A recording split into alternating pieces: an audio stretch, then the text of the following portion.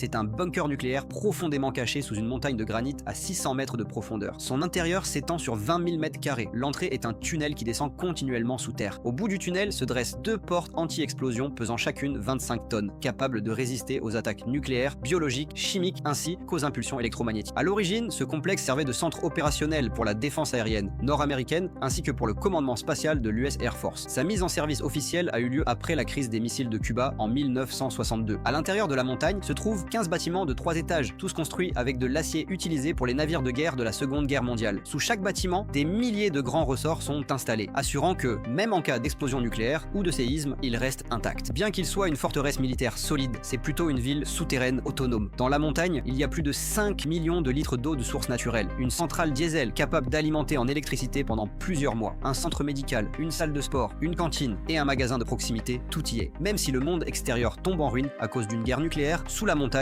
les lumières restent allumées, les communications restent ouvertes. Avec la fin de la guerre froide, ce complexe rocheux a perdu sa fonction originelle, mais il reste la dernière ligne de défense la plus solide des États-Unis.